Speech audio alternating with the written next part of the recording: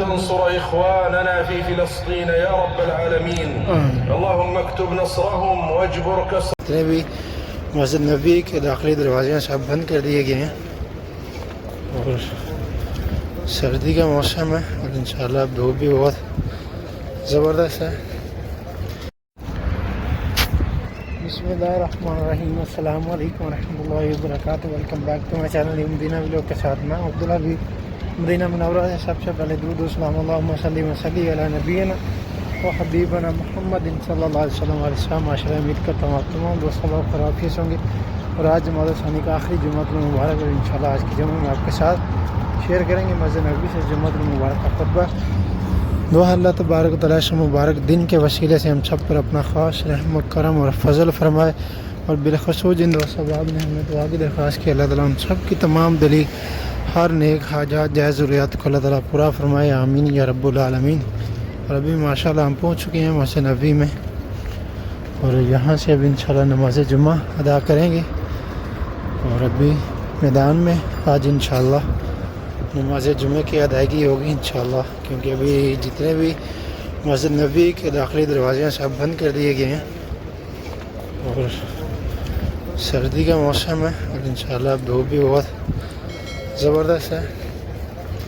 इंशाल्लाह आज यहीं पर नमाज जुम्मा अदा करेंगे और आगे चलते हैं इंशाल्लाह। देखते हैं यहाँ पर बाहर जो लाल रंग की सफ़े हैं, लाल कलीन, उनके ऊपर नमाज पढ़ेंगे आज इंशाल्लाह ये मैदान में। अभी आप देख सकते हैं कितना रश। अभी ना मस्जिद नबी के दरवाजे सब जो लॉक कर दिए गए, अंदर नहीं जा सकते, बंद कर दिए गए।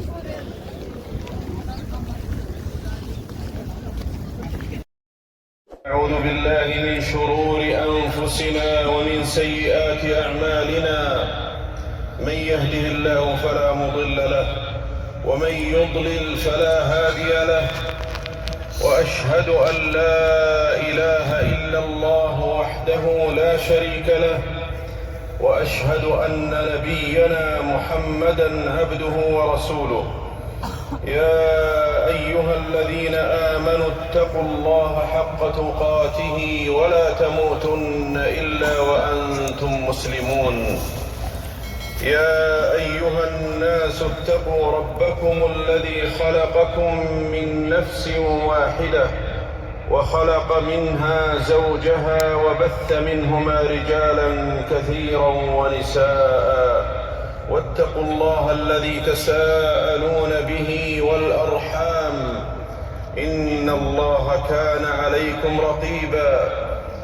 या अय्युहल्लज़ीना आमनू इत्तक़ुल्लाहा व क़ूलू क़ौलन सदीदा युस्लिह लकुम अअमालकुम व यग़फिर लकुम ज़ुनूबकुम व मन युतिइल्लाहा व रसूलहु फ़क़द फ़ाज़ फ़ौज़न अज़ीमा।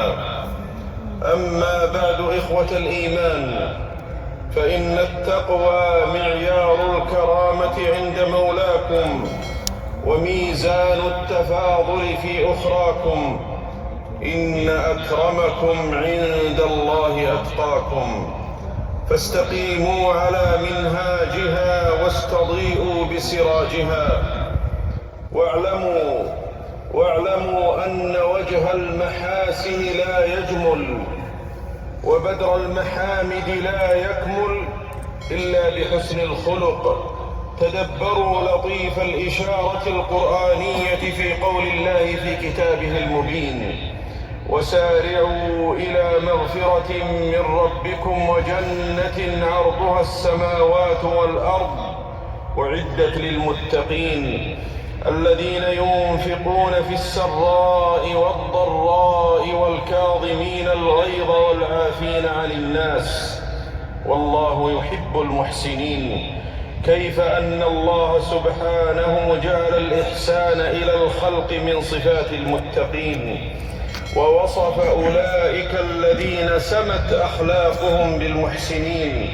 ومن كان كذلك فليبشر بمعية الله له واستحقاقها بوصفي التقوى والإحسان كما أخبر بذلك جل شأنه وبشر بقوله إن الله مع الذين اتقوا والذين هم محسنون. فتأملوا ذلك المعنى القرآني الدقيق، وكيف ربط بين التقوى وحسن الخلق برباط وثيق. يؤكد ذلك قول رسول الله صلى الله عليه وسلم: اتق الله حيثما كنت وأتبع السيئة الحسنة تمحها وخالق الناس بخلق حسن. وقد سئل رسول الله صلى الله عليه وسلم عن أكثر ما يدخل الناس الجنة، فقال: تقوى الله وحسن الخلق. إن ذلك الارتباط الوثيق والمعنى العميق صورة من صور سمو الإسلام وعظمته وشموله لمناحي الحياة واتساع دائرته لتستغرق حياة المسلم وتعيش في واقع الناس. إنه دين عقيدة وأحكام وسلوك، فليس دين الإسلام دينا منحصرا في الشعائر الظاهرة والعبادات فحسب، بل هو إلى ذلك دين يتجلى في المعاملات ويتعدى إلى الممارسات والسلوكيات، جامعا بين تزكية الباطن وتهذيب الظاهر. معشر المؤمنين والمؤمنات، إن هذا الدين العظيم حين أراد أن يسمو بشأن الأخلاق في النفوس ويرسخها في واقع حياة الناس ارتقاء بالمسلم في ظاهره كما ارتقى به في باطنه، وتزكية له في سلوكه كما زكاه في اعتقاده، ربط حسن الخلق بالإيمان فجعله من كماله، حيث قال صلوات الله وسلامه عليه: أكمل المؤمنين إيمانا أحسنهم خلقا وخيارهم خيارهم لنسائهم. فلا يتم إيمان المؤمن إلا بحسن التعامل مع الخلق حتى يجتمع له جمال الباطن والظاهر وصفاء السريرة ونقاء السيرة. وفي الشطر الآخر من الحديث: وخيارهم خيارهم لنسائهم، إشارة نبوية لطيفة إلى أن معيار حسن الخلق وسمو التعامل هو ثباته في النفوس واستقراره في الطباع، حتى تكون تلك الأخلاق السنية صفات راسخة تتجلى مع الصغير والكبير والغني والفقير والمأمور والأمير، فلا يتلون المرء بحسب نوازع المصلحة أو يتصنع استجلابا لمنفعة أو دفعا لمضرة، بل يكون حسن الخلق منه مع الناس جميعا. وبيت المرء الذي إليه يأوي هو ميزان حسن خلقه ومعياره الذي لا يزيغ، فهو ميدان الامتحان الذي يكون المرء فيه جاريا على سجيته طارحا لكلفته. ولذلك يقول صلوات الله وسلامه عليه: خيركم خيركم لأهله وأنا خيركم لأهلي. إن المؤمن حين يعلم فضيلة حسن الخلق وسمو التعامل مع الخلق ويدرك مقامه السني وشأنه العلي في الدنيا والآخرة وما رتب عليه الشرع من رفعة الدرجات وبلوغ أسمى المقامات، فإنه يتمثل به عبودية لله وأدبا مع الخلق وتزكية للنفس وحملا لها على أحسن الشمائل وأكرم الفضائل، وتساميا بها عن نزق النفوس ودني الخصال التي تنبو عنها النفوس الشريفة والهمم المنيفة.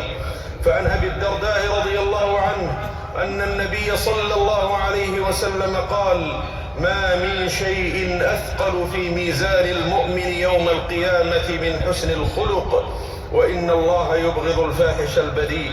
وعن عائشة رضي الله عنها قالت: سمعت رسول الله صلى الله عليه وسلم يقول: إن المؤمن ليدرك بحسن خلقه درجة الصائم القائم. وحسبكم في ذلك قول رسول الله صلى الله عليه وسلم: إن من أحبكم إلي وأقربكم مني مجلسا يوم القيامة أحاسنكم أخلاقا. اللهم اهدنا لأحسن الأخلاق لا يهدي لأحسنها إلا أنت، واصرف عنا سيئها لا يصرف عنا سيئها إلا أنت. أقول هذا القول الذي سمعتم وأستغفر الله لي ولكم إنه كان عفوا غفورا. والمسلمين وأذل الكفر والكافرين، واجعل هذا البلد آمنا مطمئنا وسائر بلاد المسلمين.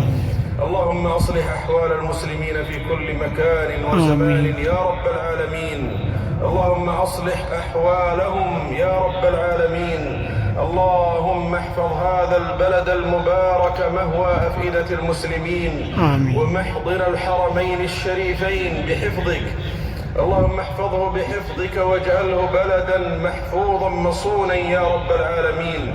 اللهم وفق ولي أمرنا خادم الحرمين الشريفين وولي عهده لما تحب وترضى، وخذ بناصيتهما للبر والتقوى يا سميع الدعاء. اللهم وفقهما لما فيه خير العباد والبلاد، ولما فيه صلاح الإسلام والمسلمين في العاجل والآجل يا رب العالمين. اللهم إنا نسألك أن تنصر إخواننا في فلسطين يا رب العالمين. اللهم اكتب نصرهم واجبر كسرهم وتولى أمرهم يا رب العالمين يا أرحم الراحمين. ربنا آتنا في الدنيا حسنة وفي الآخرة حسنة وقنا عذاب النار. اللهم إنا نسألك من خير ما تعلم ونعوذ بك من شر ما تعلم ونستغفرك لما تعلم إنك أنت علام الغيوب. عباد الله، استديموا فضل ربكم بشكره، واحفظوا نعمته باتباع أمره، والهجوا بدعائه وشكره. سبحان ربنا رب العزة عما يصفون، وسلام على المرسلين، والحمد لله رب العالمين.